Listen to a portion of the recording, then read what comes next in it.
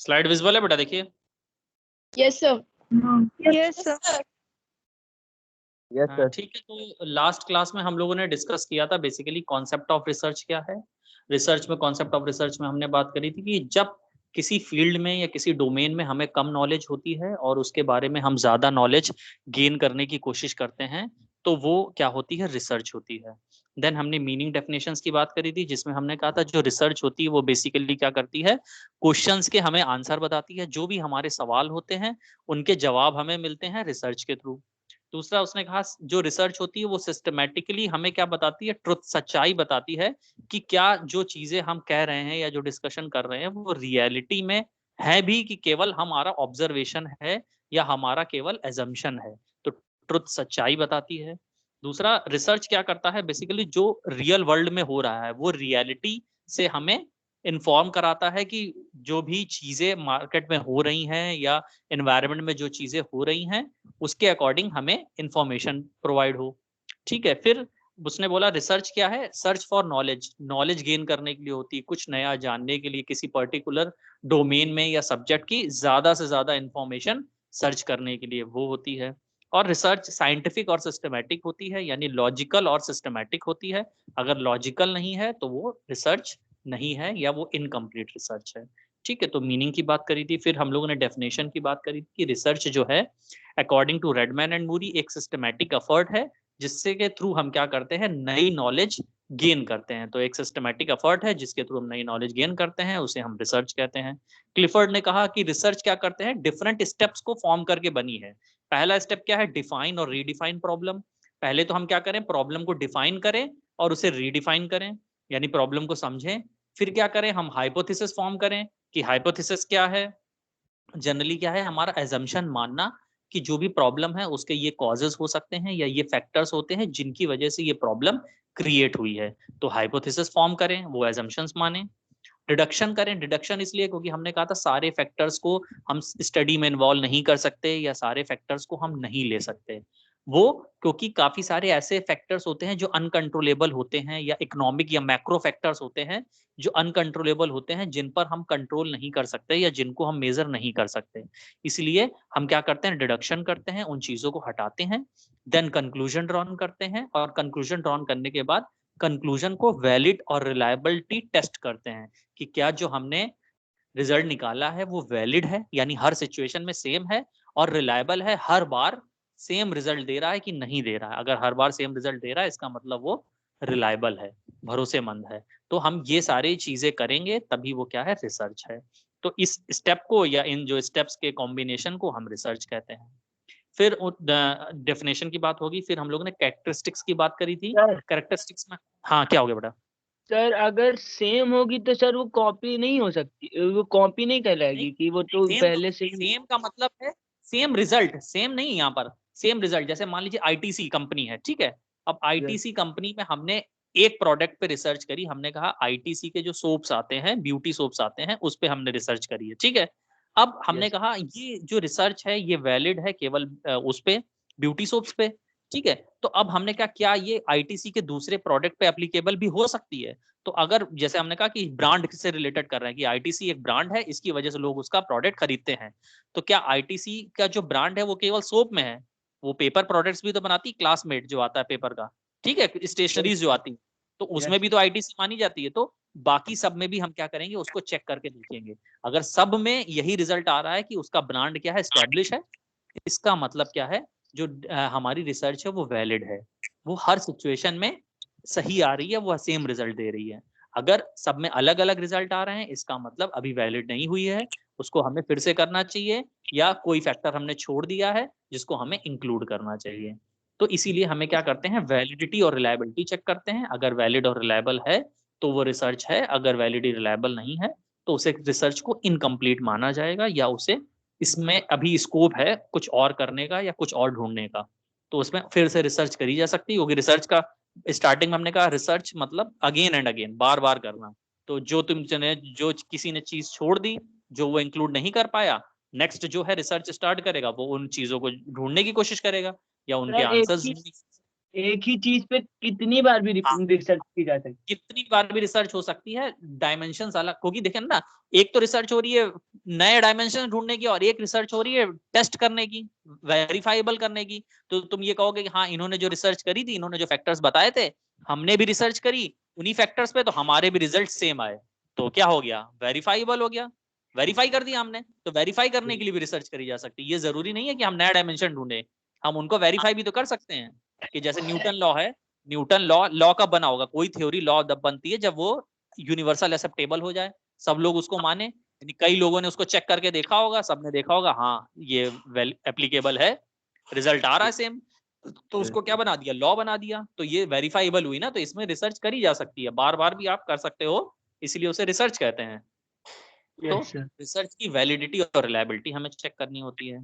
फिर हमने कहा कैरेक्टरिस्टिक्स की हमने बात करी, कंट्रोल्ड होनी चाहिए। कंट्रोल्ड इसलिए कि केवल उन वेरिएबल्स को हम स्टडी करेंगे जिनको हम मेजर कर सकते हैं, उन वेरिएबल्स को हम स्टडी में इन्वॉल्व नहीं करेंगे जिनको हम मेजर नहीं कर सकते हैं। वेरिएबल तो बहुत सारे होते हैं, लेकिन जरूरी नहीं है कि सबको हम एनालाइज कर पाए या सब पर हम जो भी है डेटा कलेक्ट कर पाए। जिस पे हम डेटा कलेक्ट कर सकते हैं उनको हमने लिया, जिन पे डेटा नहीं कलेक्ट कर सकते हैं उनको हमने स्टडी में नहीं लिया, उनको हमने छोड़ दिया।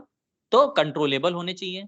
फिर रिगरस होनी चाहिए। रिगरस यानी जो भी चीज कहनी है वो जस्टिफाइबल लॉजिकल आंसर होना चाहिए, यानी हम उसको प्रूव कर सकें, सही बता सकें कि हाँ ये जो हमने रिजल्ट दिए वो इस वजह से दिया है, अगर ये नहीं आ रहा रिजल्ट इसका मतलब वो चीज गलत आई है।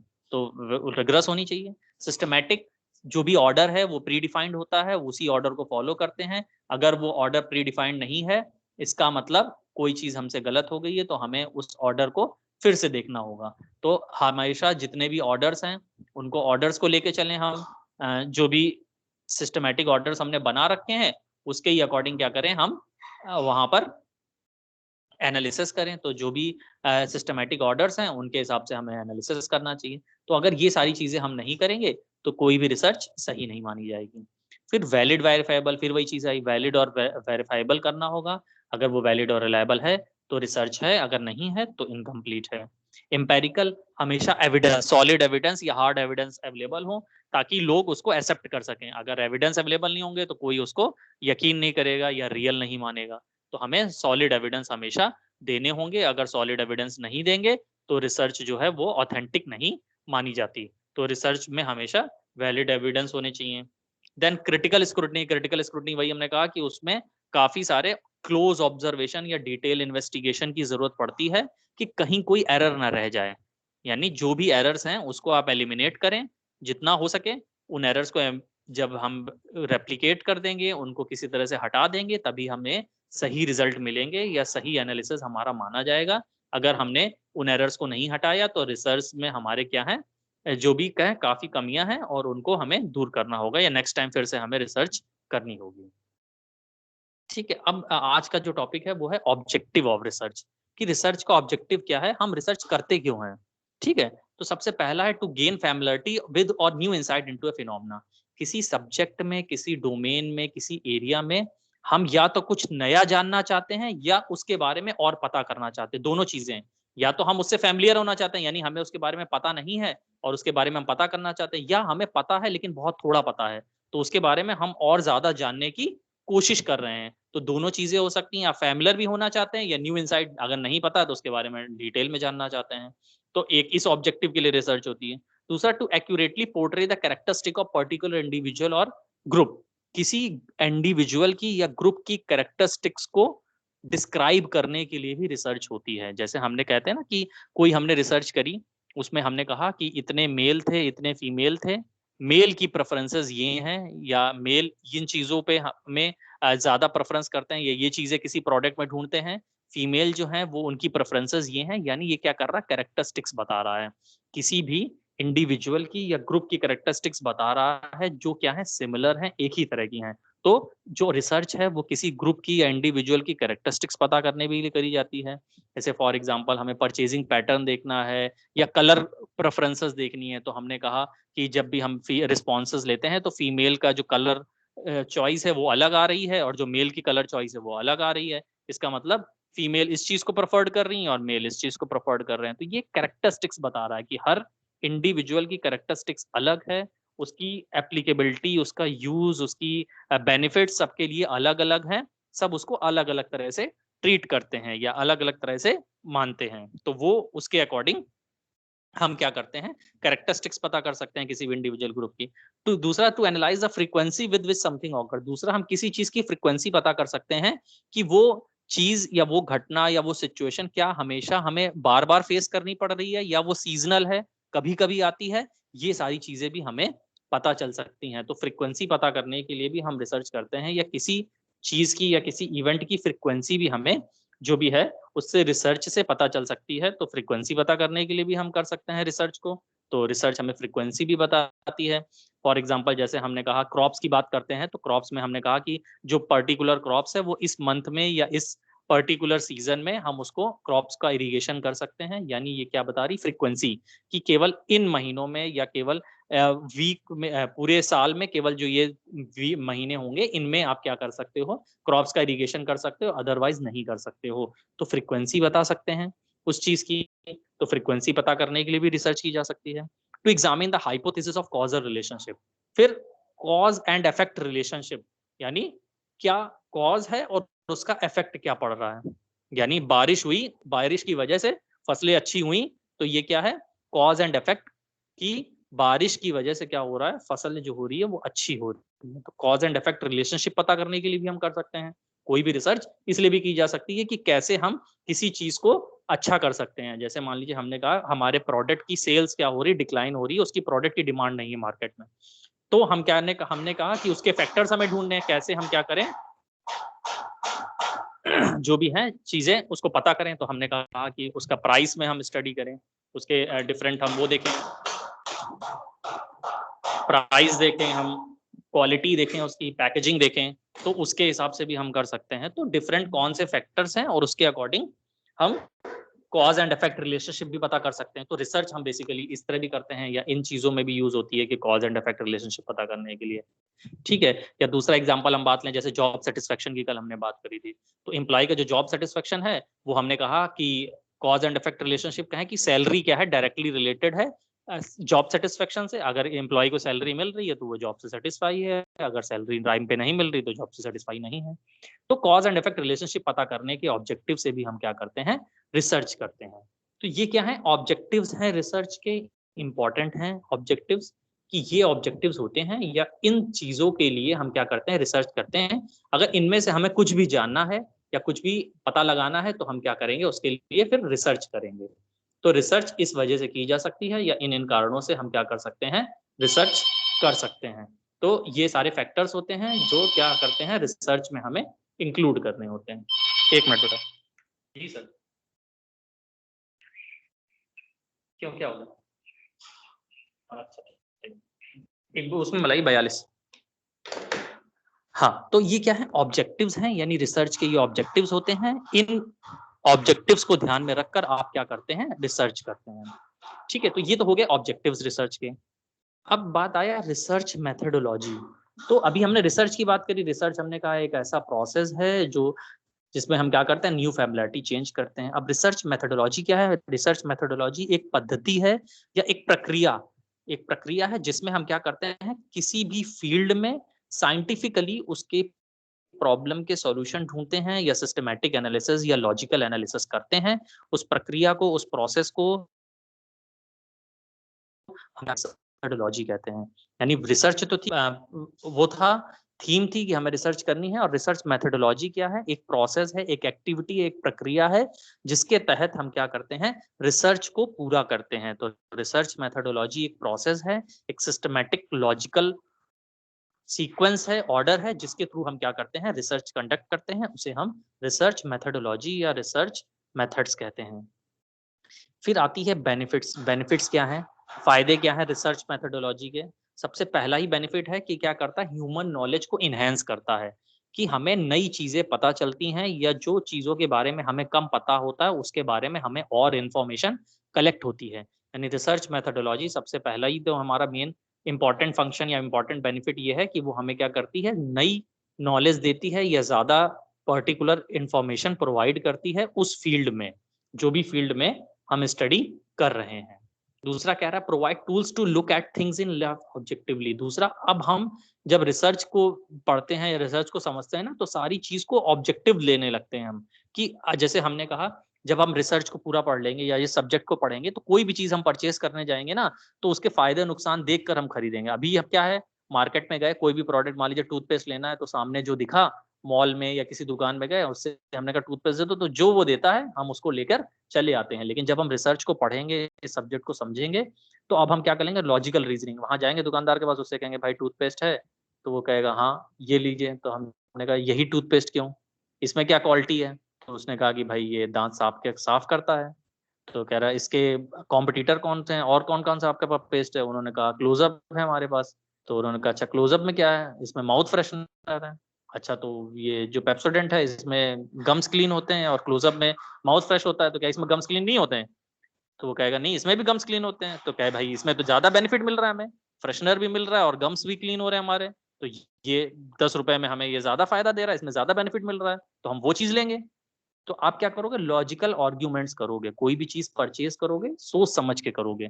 जब आप रिसर्च को समझोगे, रिसर्च को जानोगे, तो हमेशा कोई भी डिसीजन लेके आप किसी भी चीज में, या रेस्टोरेंट में भी खाने जाएंगे, तो रेस्टोरेंट में भी आप कोई खाने जाएंगे तो सब पूछेंगे कौन सी स्कीम है, कॉम्बो पैक कहाँ मिल रहा है, किसमें क्या फायदा है, वो सारी चीजें आप ध्यान देंगे, क्योंकि यहाँ पर फिजिबिलिटी की बात होगी, कौन सी चीजें सही हैं और आपको बेनिफिट प्रोवाइड करेंगी, वो सारी चीजों को हम यहाँ रिसर्च में समझेंगे।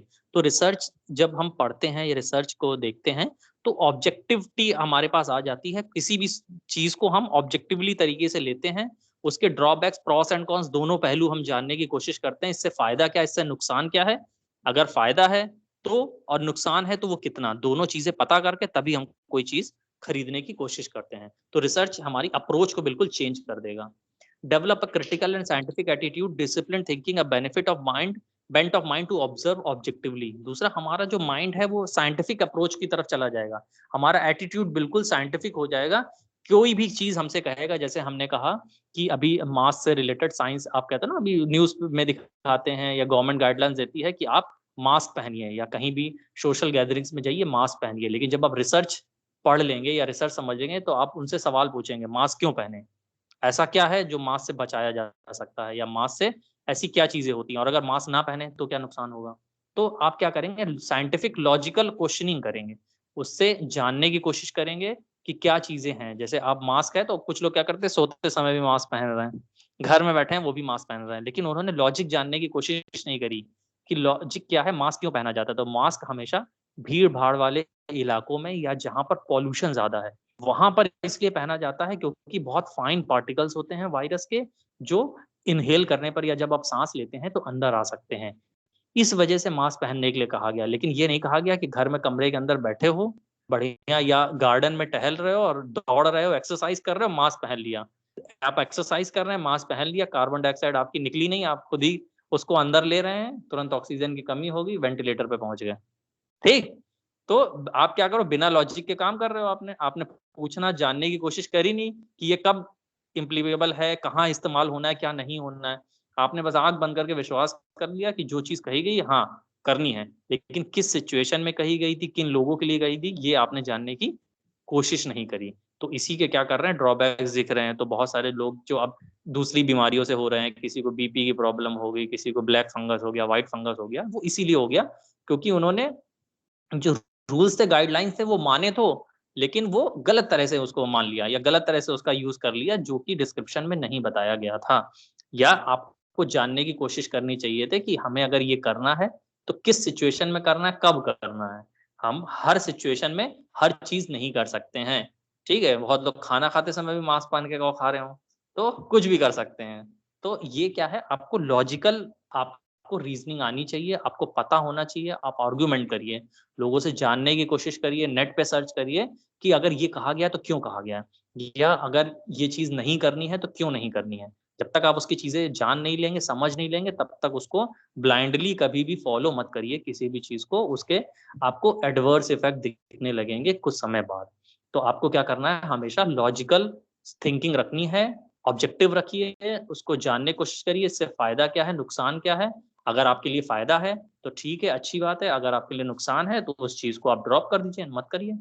तो रिसर्च क्या करता है, हमारी बिल्कुल थिंकिंग अप्रोच को बिल्कुल चेंज कर देता है। सारी चीजें हम बिल्कुल अलग तरह से लेते हैं। एक छोटी से छोटी, हम 1 रुपए की टॉफी भी लेने जाएंगे तो 10 बार हम उससे दुकानदार से पूछेंगे कि कौन कौन सी आपके पास एप्लीकेबल है, किसमें कौन सा फ्लेवर है, कौन सा ऐसा है जिसमें जो इंग्रेडिएंट्स हैं वो हमारी हेल्थ के लिए खराब हैं, तो हम वो परचेज ना करें। तो हर छोटी से छोटी चीज, हर बड़ी से बड़ी चीज हम क्या करेंगे, जानने की कोशिश करेंगे। जब भी अभी कोविड में हम लोग देखा, उन्होंने कहा था कि डिसइंफेक्टेड करिए। आप कोई भी चीज बाहर से लाते हैं तो हम लोग फल या सब्जी लाते थे, उसको डिटर्जेंट पाउडर से धोने लगते थे, या उसको पानी से में कुछ भी फिनाइल डाल के या कुछ करके भिगो देते थे, और जो भी खाने की चीज थी उसको साफ करते थे और फिर खाते थे। तो कोई भी चीजें हैं ये जो डिसइंफेक्टेंट हैं या जो भी ये इन्फेक्टेड चीजें हैं, ये सारी जर्म्स को क्लीन करती हैं, और ये सरफेस क्लीन करने के लिए होती हैं, ये आपके खाने की चीजें क्लीन करने के लिए नहीं होती हैं। तो ये सारी चीजें हमें समझनी होंगी, जाननी होगी। अगर हम इन सब चीजों के बारे में समझेंगे नहीं, जानेंगे नहीं, तो हम गलतियां ही करेंगे। तो इस वजह से रिसर्च की इम्पोर्टेंस है, रिसर्च को हमें जानना चाहिए। जब हम रिसर्च को पढ़ेंगे, समझेंगे, तो हमें लॉजिकल चीजें पता चलेंगी, हमें पता चलेगा कि क्या चीज हमारे लिए फायदेमंद है, क्या नुकसानदायक है, और किसी काम को करने का क्या सिस्टमैटिक तरीका है, उस काम को वैसे ही सिस्टमैटिक तरीके से हमें करना है। तो ये सारी चीजें हमें रिसर्च में पता चलेगी। ठीक है, तो रिसर्च के जो ये बेनिफिट्स हैं, इसमें किसी को कुछ पूछना हो? ऑब्जेक्टिव जो हमने पढ़ा, रिसर्च का बेनिफिट्स पढ़े।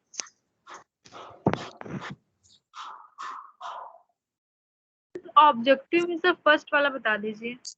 फर्स्ट वाला क्या है? फैमिलियरिटी। हाँ, हेलो जी, हाँ, ठीक ठीक। तो इसमें हम क्या करते हैं, बेसिकली न्यू फैमिलियरिटी। फैमिलियरिटी मतलब जो चीजों के बारे में हम पता ही नहीं है, हम उसके बारे में जानने की कोशिश करते हैं, या कम पता है उसको और ज्यादा जानने की कोशिश करते हैं। तो हम उस फील्ड में या तो बहुत ज्यादा हम पता करना चाह रहे हैं, या उस फील्ड के बारे में हम नॉलेज रखना चाह रहे हैं। यानी हम फैमिलियर होना चाह रहे हैं, जस्ट बहुत डिटेल इन्वेस्टिगेशन नहीं कर रहे हैं, हम जस्ट ओवरव्यू ले रहे हैं कि इस सब्जेक्ट में ये चीजें हो सकती हैं, या इस फील्ड में ये चीजें पढ़ी जा सकती हैं। तो फैमिलियर भी हो सकते हैं, या बहुत ज्यादा डिटेल इन्वेस्टिगेशन भी हम कर सकते हैं। दोनों हमारे पास ऑब्जेक्टिव हैं, तो दोनों चीजों को हम लेके चलते हैं। और सर, आप एक डोमेन वर्ड यूज कर रहे थे, उसका एग्जैक्ट हिंदी मीनिंग क्या है सर? डोमेन बेटा ये होता है एरिया, आपका इंटरेस्ट एरिया, या आप कैसे कहते हो फील्ड। तो वो इसलिए कहते हैं कि जैसे पर्टिकुलर किसी ने कहा मैं साइंस स्ट्रीम का हूँ, किसी ने कहा मैं कॉमर्स का हूँ। फिर जैसे अब कॉमर्स में आता है तो कॉमर्स में आप किस में है, मार्केटिंग में है, एचआर में है, तो आपका पर्टिकुलर स्ट्रीम या डोमेन क्या है, उसके बारे में बात होती है यहाँ पर। Thank you sir. ठीक है, और पूछिए। यहाँ पर एक वर्ड आया पोर्ट्रे, ये किसी ने पूछा ही नहीं, पोर्ट्रे का मतलब क्या होता है? Sir blur.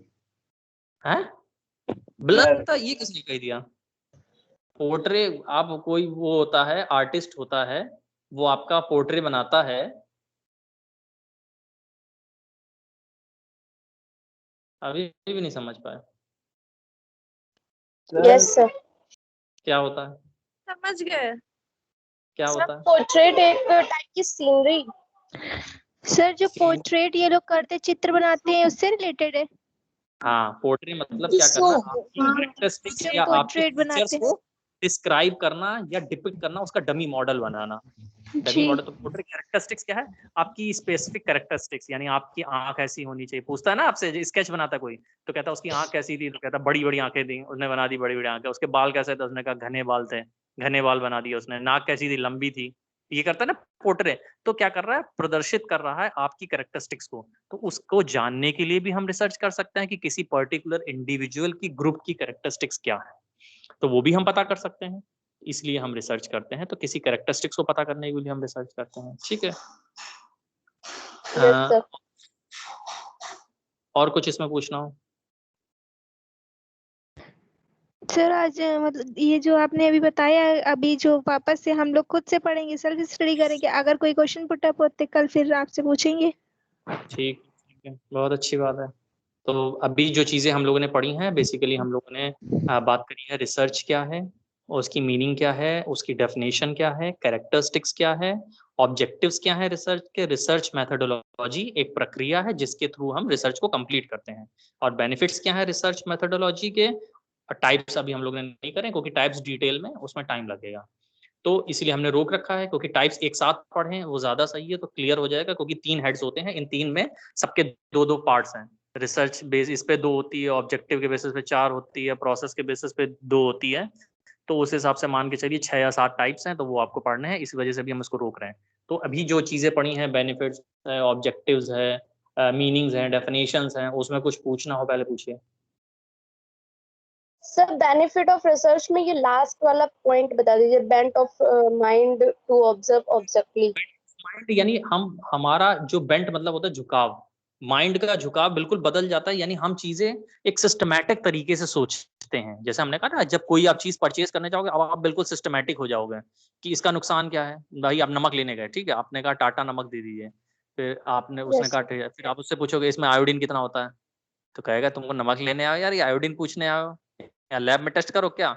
नहीं, आप बताइए आयोडीन कितना होता है। तो उसने कहा कि इसमें इतना आयोडीन होता है, या पैकेट में लिखा हो इतना देख लो, फिर आप तुरंत कहोगे इतना ज्यादा आयोडीन, हम नमक खाएंगे तो बीपी की प्रॉब्लम हो जाएगी हमको, है कि नहीं? तो आप लॉजिकल थिंकिंग करने लगो, सोचने लगोगे कि इसके ड्रॉबैक्स क्या क्या हो सकते हैं। तो अगर वो सारी चीजें आप में डेवलप हो जाए, इसका मतलब रिसर्च आप कर सकते हैं, या रिसर्च आपकी सही जा रही है। हर चीज को ऑब्जर्व करने की कोशिश करोगे। आप कोई भी कहीं भी, जैसे आप जल्दी ड्राइव कर रहे हो या गाड़ी चला रहे हो, तो नॉर्मली आप क्या करते हो, अपनी धुन में रहते हो, गाना सुन रहे हो या बात कर रहे हो, चलते चले जा रहे हो। लेकिन अगर आप रिसर्च को सही समझने लगोगे, तो तुरंत आप क्या करोगे, ऑब्जर्व करोगे, यहाँ पर अच्छा यहाँ पे शॉप है, यहाँ पर अच्छा आगे हॉस्पिटल पड़ता है, यहाँ पर ये पड़ता है, ताकि नेक्स्ट टाइम अगर आपको कभी रात में आना पड़े, या किसी 1 साल बाद ये दोबारा किसी को रास्ता बताना पड़े, तो आप तुरंत बता सको कि वहां पर ये लोकेशन है, वहां पर ये है। इसका मतलब आप चीजों को क्या कर रहे हो, ऑब्जर्व कर रहे हो, चीजों को सोच समझ रहे हो। लेकिन नॉर्मली हम क्या करते हैं, इस तरह की चीजें नहीं करते हैं। तो रिसर्च हमारी ये जो लॉजिकल थिंकिंग और ये सब चीजें ना, ये डेवलप करता है। हम उसी हिसाब से फिर सोचने लगते हैं, समझने लगते हैं चीजों को। तो ये सारी चीजें रिसर्च के थ्रू ही डेवलप होती हैं, जो कि पहले पॉसिबल नहीं थी, या पहले वो चीजें नहीं हो पा रही थी। तो रिसर्च हमारी अप्रोच को बिल्कुल चेंज कर देता है। वो हमें ये सारी चीजें बताता है कि कौन सी चीजें हमारे लिए अच्छी होंगी, कौन सी हमारे लिए नुकसान दे सकती हैं, और उसके ही अकॉर्डिंग फिर हम क्या करते हैं, अपनी एक्टिविटीज को अरेंज करते हैं, या प्रेफरेंस हम अपनी सेलेक्ट करते हैं, और फिर देन हम अपना काम स्टार्ट करते हैं। तो जो रिसर्च है वो बिल्कुल हमारी लॉजिकल थिंकिंग को चेंज कर देता है, और उसके ही अब चीजें डिसाइड करने लगते हैं कि हम क्या करना चाहिए और क्या नहीं करना चाहिए। ठीक है, तो ये बेनिफिट्स। और इसमें कुछ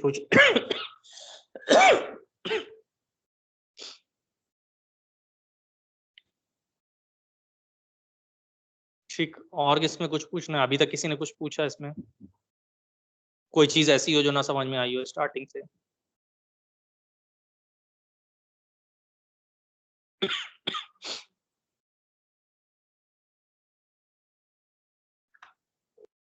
कुछ नहीं पूछना? नो सर, सब क्लियर है? अभी Yes, तक sir. ठीक है, स्लाइड्स मिल गए होंगे, जिनको नहीं मिले उनको आपस में आप लोग शेयर कर लीजिए। सर आपने Okay, दी sir. नहीं किया आईडी पे मेल स्लाइड। मेल पर भेजा Sir, था। मेरे पास आ गई है, मैंने डाउनलोड भी कर लिया। ठीक है बाकी सर, सबको देखो। Yes sir. जो ईमेल आईडी Yes, sir. मेरे पास थी मैंने सबको भेज दी है। अब जो आपने लिखवाई होगी वही होगी आईडी हमारे पास। सर ग्रुप में मैं शेयर कर दूंगी। हाँ, ग्रुप पे शेयर कर दीजिए, कोई दिक्कत नहीं। Okay sir. तो जो भी नोट्स हैं उसको साथ साथ में पढ़ते चलिए, कोई प्रॉब्लम हो तो पूछ लीजिए क्या चीजें नहीं समझ में आई हैं या क्या चीजें और पढ़नी। ठीक है, तो इसलिए हम थोड़ा थोड़ा उसको कवर कर रहे हैं, ज्यादा चीजें नहीं चल रहे हैं। तो हम लोग चाहते तो टाइम था हम लोग डिस्कस कर सकते थे टाइप्स ऑफ रिसर्च भी, लेकिन क्योंकि थोड़ा सा डिफिकल्ट है, चीजें एकदम नई हैं और उसको समझना अभी जरूरी है पहले तो, कि हम उस कुछ कॉन्सेप्ट को समझ लें, क्या चीजें करनी है क्या नहीं करनी है, देन फिर उसके बाद स्पीड बढ़ा सकते हैं हम लोग। तो जो पहली यूनिट है उस पर थोड़ा सा टाइम लगेगा आपको, लेकिन जब एक बार चीज कॉन्सेप्ट आपको समझ में आ जाएगा फिर दिक्कत नहीं होगी, फिर आपको आगे चीजें समझ में आने लगेंगी। तो उसी हिसाब से आप पढ़िए उसको। तो अभी जितनी चीजें पढ़ी हैं हम लोगों ने, मीनिंग, डेफिनेशन, ऑब्जेक्टिव, उसके बारे में आप जो भी है उसको रिवाइज करिए, या एक एग्जाम्पल ढूंढने की कोशिश करिए कि रिसर्च में, जैसे हमने जॉब सेटिस्फेक्शन का एग्जाम्पल दिया कि इस पे रिसर्च हो सकती है, ठीक है, तो और किस किस चीज पे रिसर्च करी जा सकती है, वो डेली आपकी चीजें हैं वो भी रिसर्च की हो सकती हैं कोई भी ऐसी आसपास की चीजें हैं उस पर आप रिसर्च कर सकते हैं। तो ये ढूंढने की कोशिश करिए कि ऐसे कौन कौन से टॉपिक्स हैं या फील्ड्स हैं जिन पे रिसर्च हो सकती है या जिन पे रिसर्च की जा सकती है। तो वो अगर आप एग्जाम्पल सोचेंगे तो आपको क्लियर हो जाएगा कि रिसर्च का मतलब क्या है या रिसर्च होती क्या है। अगर ऑब्जेक्टिव जो भी है वो आपका क्लियर नहीं है या आपको पता नहीं है कि रिसर्च क्या है, किस मकसद से की जा रही है, तो आपको उसका कॉन्सेप्ट क्लियर नहीं हो सकता। तो आपको क्या करना है, सबसे पहले इससे रिलेटेड जो है आपने आसपास देखिए कि कौन से ऐसे टॉपिक्स हैं, कौन से ऐसे एरिया है जो रिसर्च के लायक हैं, जिन पे रिसर्च हो सकती है। कोई भी हो सकता है, खाना बनाने से रिलेटेड हो सकता है, प्लांटेशन से रिलेटेड हो सकता है, कोई भी ऐसा एग्जाम्पल, और उसको लॉजिकल सोचने की कोशिश करिए कि ये ऐसा है तो क्यों है। अगर इस तरह से आप डेवलप करेंगे या सोचने की कोशिश करेंगे तो चीजें आपको समझ में आती रहेंगी कि रिसर्च कहना क्या चाह रहा है या रिसर्च हमें बता क्या रहा है। उसी से आपको समझ में आ जाएगा कि रिसर्च क्यों बना है या रिसर्च का मेन मकसद क्या है। ठीक, और किसी कुछ पूछना हो? Yes sir. हाँ सर ओआर में सर न्यूमेरिकल कैसे समझेंगे सर हम लोग? अरे तो अभी ऑफलाइन क्लास चालू हो जाएंगी, क्यों परेशान हो, जब तक पढ़ रहे हो वैसे उससे पढ़ो। सर बट सर अगर शुरुआत से ही नहीं समझ में आएगा तो सर भाई कितने क्वेश्चन, एक सिंपलेक्स का वो लगा लेना, एलपी का एक ट्रांसपोर्टेशन, एक असाइनमेंट, एक सीक्वेंसिंग, 4 क्वेश्चन लगा लेना, चारों क्वेश्चन आएंगे, लॉन्ग में आएंगे 10-10 नंबर के, हो गया काम खत्म, 40 नंबर का सेट क्वेश्चन होते हैं। आप बड़ी आसानी से बता सर दीजिए। सर इसमें क्या हाँ है, ओआर में 50 ऐसा अकाउंट्स के तरीके होता है क्या, 50% न्यूमेरिकल 50% हाँ थ्योरी? 50%, हर ऑप्शन में एक न्यूमेरिकल होगा, एक थ्योरी होगा, एक न्यूमेरिकल होगा, एक और शॉर्ट में तो कोई ऑप्शन नहीं होते? शॉर्ट में जनरली थ्योरी होती है। ओके, लॉन्ग वाला जो सेक्शन है उसमें आपको एक न्यूमेरिकल, एक न्यूमेरिकल और थ्योरी मिलेगी। थ्योरी भी ठीक। उसमें काफी, इसलिए सर थ्योरी भी पढ़ा रहे होंगे, हिस्ट्री ऑफ ओआर पढ़ा रहे होंगे, डिफरेंट एप्लीकेशंस पढ़ा रहे होंगे, लीनियर प्रोग्रामिंग एजम्पशंस, उसके नहीं, रिस्ट्रिक्शंस। हिस्ट्री नहीं पढ़ाई डायरेक्टली, ओआर की definition, meaning, benefits and types और हाँ तो यूजेस ये सब कहाँ पे? थ्योरी में आता है, ये सब थ्योरी में आता है, यूजर्स वो एप्लीकेशन ही तो है यूजर्स। हाँ तो ये सब इसी हिसाब से पढ़ा जा रहा है, कोई दिक्कत नहीं है। तब तक थ्योरी पढ़ी है जब तक, इसीलिए तो वो थ्योरी पढ़ा रहे हैं कि जब तक अभी वो क्लासेस नहीं चल रही हैं तब तक थ्योरी वाला पोर्शन कवर करा लें। थ्योरी तो पढ़ के समझा जा सकता है, फिर न्यूमेरिकल तो बहुत जल्दी जल्दी हो जाएगा। सेट पैटर्न होता है, एक ही तरह के न्यूमेरिकल होते हैं सब, एक लगा लिया तो सब लग जाएंगे। मैथ्स नहीं है, मैथ्स से इजी है ये। मैथ में चीजें अलग थी, जो न्यूमेरिकल्स थे वो अलग अलग तरह के थे, यहाँ पर एक ही तरह के न्यूमेरिकल हैं, एक मेथड है, उससे रिलेटेड सारे न्यूमेरिकल एक ही तरह के हैं। आप बस स्टेप पता होने चाहिए, स्टेप अगर आपको पता है आप कर ले जाओगे। सर, प्रीति मैम की क्लास में अरे बेटा बीमार हैं वो, क्यों परेशान कर रहे हो तुम उनको? नहीं, हम लोग आराम। ने किया, हम लोग वेट करते हैं ना तो। हाँ वेट वेट कर लो, अभी कुछ सही हो जाएंगी वो थोड़ा सा, तो फिर वो लेने लगेंगी क्लासेस, क्योंकि वीकनेस बेटा होती है इसमें। अब आदमी जब खड़ा नहीं हो पा रहा बिल्कुल तो अब कैसे पढ़ा सकेगा। तो थोड़ी चीजें होती हैं, जिसने ये फेस किया है भाई उसको पता है कि दिक्कतें क्या है। तो अब उसमें कुछ कर भी नहीं सकते, ऐसी कुछ चीजें हैं कि तब तक आप थोड़ा सा वेट करिए। बाकी सिलेबस है थोड़ा, उनका सब्जेक्ट भी थोड़ा इजी है, कोई बहुत ज़्यादा टाइम नहीं लगेगा, थ्योरेटिकली है आपको, तो वो कवर करा देंगी खैर बाद में, आपको उसमें टेंशन लेने की ज़रूरत नहीं है। और अगर हो सकेगा तो रिप्लेसमेंट फिर देखेंगे, किसी को अलॉट कर देंगे, अगर कोई फ्री होगा तो तब तक वो पढ़ा देगा। लेकिन फिर यही होता है ना कि अप्रोच सबकी अलग अलग होती है, कोई और पढ़ा रहा है, उसके बाद जब वो आएंगे तो वो अलग तरह से पढ़ाएंगे, फिर सारी चीज़ें फिर वही बराबर हो जाएंगी, आपको चीज़ें समझ में नहीं नहीं आएंगी। सर, प्रीति मैम सही है, वो बता देंगी सारा। हाँ तो वो कह रही थी कवर हो जाएगा, ऐसी कोई दिक्कत नहीं, थ्योरी सब्जेक्ट्स हैं तो अभी थोड़ा हाँ सर, वेट कर लीजिए कुछ दिन, एडवर्टीजमेंट में वेट। सर एक बहुत वर्ड रटा दिया था, इसमें भी कर देंगी वो। इस वीक की बात है, बहुत ज्यादा नेक्स्ट वीक से सही हो जाएंगी चीजें, इस वीक थोड़ा मैनेज कर लीजिए, नेक्स्ट वीक अपना सही हो सर जाएगा। कल सारी क्लासेस होंगी, मतलब 3 सब्जेक्ट की जो है? 3 सब्जेक्ट कौन कौन से हैं? एक सर उनका होगा रवि अकाउंट सर। है, ये हाँ सेल्स मैनेजमेंट। सेल्स मैनेजमेंट किसका है? अकाउंट्स है, प्रोडक्शन मैनेजमेंट है और Production- कंज्यूमर बिहेवियर है।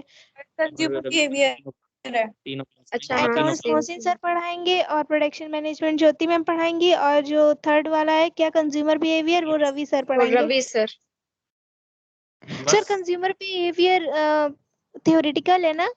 हाँ थ्योरी पेपर है। Okay sir. न्यूमेरिकल केवल अकाउंट्स है बस, ओआर भी थ्योरी समझिए, यस सर। उसमें भी थ्योरी बहुत है। प्रोडक्शन मैनेजमेंट भी? वो भी सब थ्योरी है उसमें भी, जी। कोई न्यूमेरिकल ज्यादा नहीं है किसी में भी। ठीक है, तो यहाँ तक ही हम लोग डिस्कशन रखते हैं। नेक्स्ट क्लास में फिर हम लोग सीधे स्टार्ट करेंगे टाइप्स ऑफ रिसर्च से। तो जो भी Okay, 3 दिन हम लोगों ने चीजें पढ़ी हैं उसको आप पहले रिवाइज कर लीजिएगा, उसके बाद उसमें कुछ पूछना हो तो वो पूछ लें, फिर हम लोग टाइप्स की तरफ बढ़ेंगे। तो नेक्स्ट जो की क्लास होगी मंडे से, उसमें हम लोग टाइप्स ऑफ रिसर्च क्या है उसके बारे में डिटेल डिस्कशन करेंगे। okay, ठीक है, ठीक है। Okay sir, thank you sir. Okay, thank you sir. Thank you sir. Welcome.